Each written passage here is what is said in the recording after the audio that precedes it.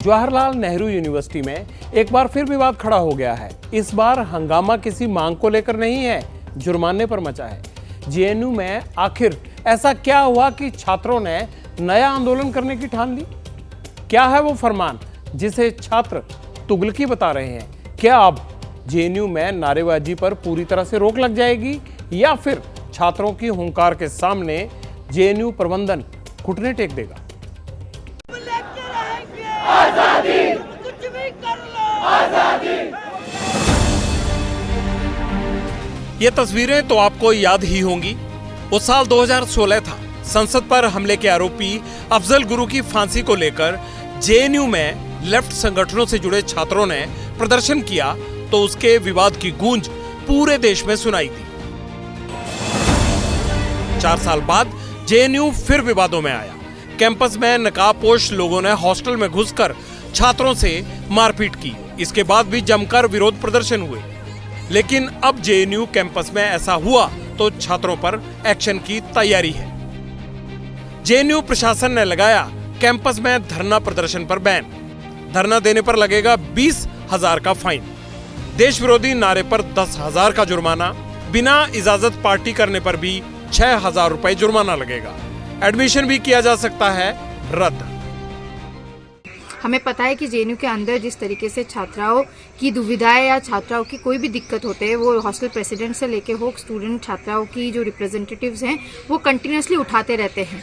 उस चीज़ को वो डेमोक्रेटिक जो सिस्टम है एक बातचीत करने का, एक अपनी इश्यूज को रेस करने का, उसको खत्म करने की एक बड़ी से बड़ी साजिश जेएनयू प्रशासन इस समय पे जेएनयू वाइस चांसलर के तहत करने की कोशिश कर रहे हैं। यूनिवर्सिटी के आदेश के बाद छात्रों में भारी नाराजगी है। छात्र संगठन नए नियम को तुगलकी फरमान बता रहे हैं। पहले भी यह नोटिस ऐसी आई है, पहले भी हम लोगों ने इसका विरोध किया है और इस बार भी विरोध करेंगे। जो प्रायर अप्रूवल की बात है, ये हम लोग एज ए हॉस्टल प्रेसिडेंट मैं बता रहा हूँ, मैं 2-4 प्रोग्राम ऑर्गेनाइज करवाया हूँ। हम लोग प्रायर अप्रूवल लेके ही करवाते हैं। हम गांधी के रास्ते पर चलेंगे, उस कानून के खिलाफ हम लोग सविनय अवज्ञा करेंगे। डेमोक्रेटिक कंट्री है तो इसमें सारे लोग को अपना राइट है कि अपनी बात रखे, है ना, वो जिस माध्यम से रखे, तो ये बिल्कुल गलत है। जेएनयू में नियम तो सख्त हो गया, लेकिन सवाल ये है कि जो छात्र अपने हितों के लिए समय समय पर यूनिवर्सिटी के लिए प्रदर्शन कर अपनी मांगों को उठाते थे, उनका क्या होगा?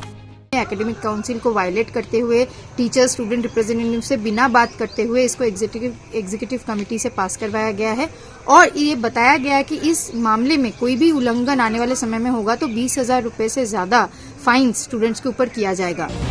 जेएनयू प्रशासन नियम को वापस लेने के मूड में नहीं है।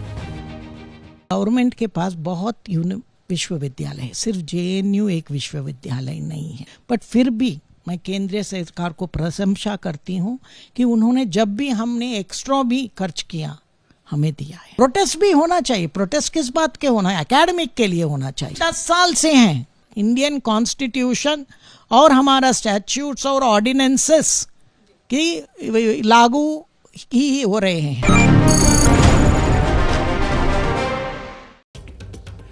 जेएनयू का नाता बेशक विवादों से रहा है, लेकिन जेएनयू ने देश को कई बड़े नाम, बड़े सितारे भी दिए हैं। विदेश मंत्री एस जयशंकर, वित्त मंत्री निर्मला सीतारमण, नीति आयोग के सीईओ रहे अमिताभ कांत, देश के deputy NSA Arvind Gupta JNU से ही पढ़े हुए हैं। इनके अलावा और कई ऐसी शख्सियतें भी रही हैं जिन्होंने जेएनयू के साथ साथ देश का नाम भी रोशन किया है।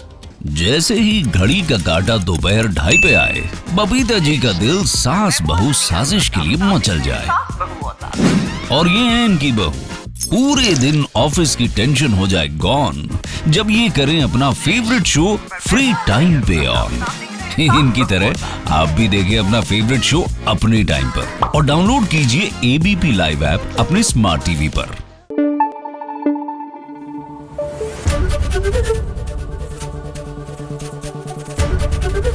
एबीपी न्यूज आपको रखे आगे।